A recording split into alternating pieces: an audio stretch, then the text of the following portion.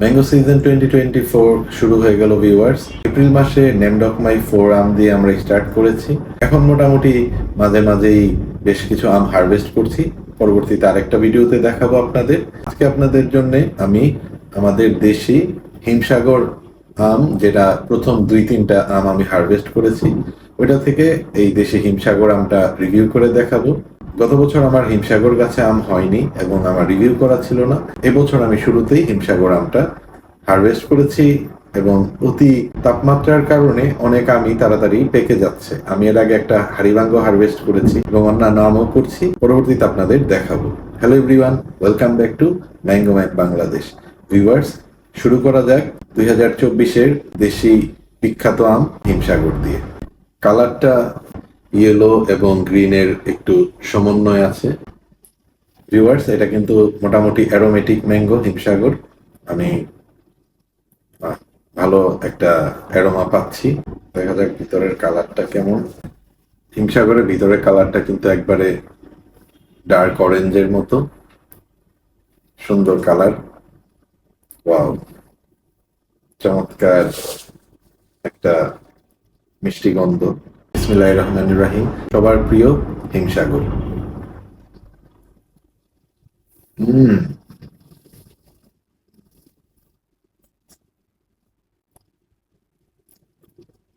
আলহামদুলিল্লাহ, মারাত্মক চমৎকার একটা টেস্ট পেলাম ভিউয়ার্স। দেশি হিমসাগরের যে কমপ্লেক্স একটা ফ্লেভার, যথেষ্ট মিষ্টি এবং বিভিন্ন স্বাদের একটা কমপ্লেক্স ফ্লেভার, খুব স্ট্রং। আরেকটু টেস্ট করি। পর্যাপ্ত মিষ্টি এবং কোনো টার্টনেস নেই।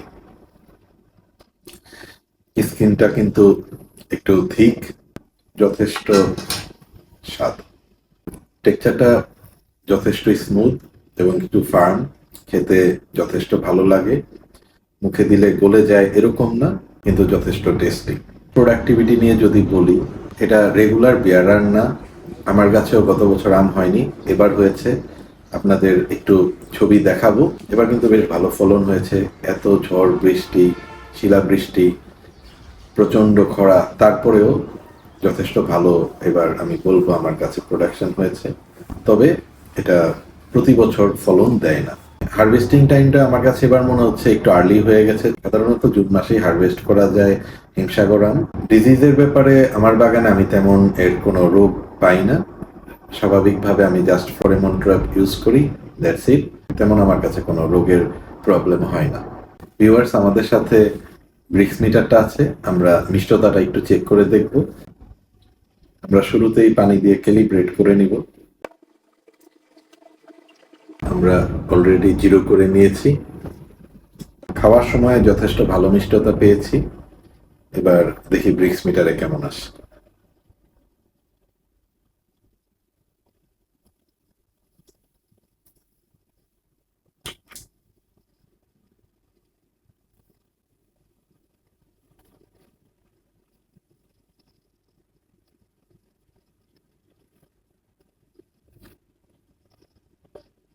ভিউয়ার্স, যেমনটা বলেছিলাম, দেখুন 21.3 21.3 21.3 কিন্তু ভিউয়ার্স যথেষ্ট মিষ্টি।